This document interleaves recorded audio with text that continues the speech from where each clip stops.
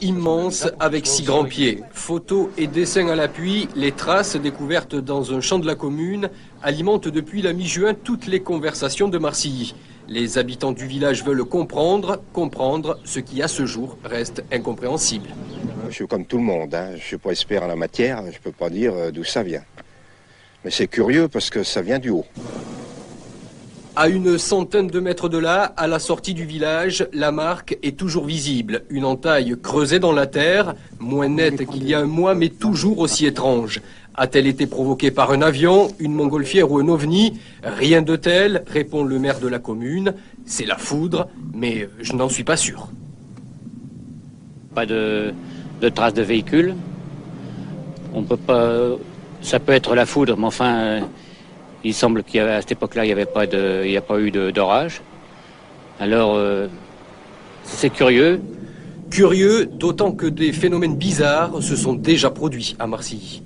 Ça a commencé il y a 33 ans, en 1956. Un couple d'arracheurs de betteraves qui se trouvait à quelques centaines de mètres là a vu une espèce d'énorme disque tournoyant sur lui-même et s'approcher d'eux, les poursuivre. Alors, ils ont laissé leur binette, ils se sont sauvés. L'appareil les a recouverts de poudre jaune, ils se sont réfugiés dans le bois. Et ils ont attendu 20 minutes que l'engin ait fini ses évolutions. Ce phénomène de Marcilly, c'est un impact matériel. C'est dommage qu'il n'ait pas été conservé. Ce n'est pas la vision fugitive ou même la photo. Pendant des mois et des mois, on a pu visiter le site et j'ai amené sur place des compétences dans tous les domaines. Vous nous avez même amené une gerbe de blé. Oui, je vais venir. Professeur de sciences naturelles, ingénieur, pilote d'avion, d'hélicoptère dirigeable, enfin tout ce qu'on peut imaginer. Et à chaque fois, avant d'arriver, en voiture ou n'importe, il y avait toujours une explication qui tenait debout.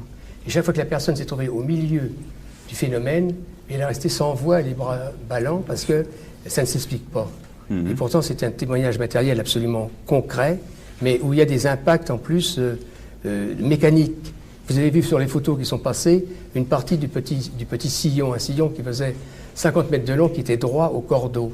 Et il y a des parties où il y a des moulures, mais des moulures parallèles en vis-à-vis de 5 cm de côté, légèrement en pente, avec un petit retour à l'équerre, et symétrique de l'autre côté, et c'était brillant, lissé. Ça ne peut être qu'une pièce, un engin mécanique ou une pièce mécanique ou une force mécanique qui ait provoqué ça. Il y avait un trou au milieu de la grande saignée, et ce trou de 50 cm de profondeur, de 10 cm de diamètre, était fait comme on pouvait passer un pied à coulisse dedans. Ah, c'est assez impressionnant. Et il est demeuré jusqu'à la fin, durci sur les parois, et rien ne l'a abîmé. De part et d'autre de cette ligne, de ce sillon, à 4 mètres et 6 mètres, au milieu, il y avait des impacts de sabots, je suis formel, d'enfoncement de sabots de peut-être 1 mètre de long sur 20 cm de large, enfoncés. Comme s'il y avait eu un support pour équilibrer.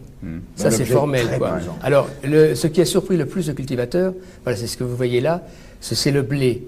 Tout le blé qui était touché par le phénomène, vous voyez la photo. Là, sur le plateau. Tout ce qui est touché par le phénomène, c'est-à-dire l'impact comme l'empreinte de la coque d'un navire, les sillons, les dizaines de sillons sur les côtés, tout ça a mûri, je ne dis pas chauffé, pas grillé, mûri instantanément. Alors que le blé à côté, c'était au début de juin, était entièrement vert.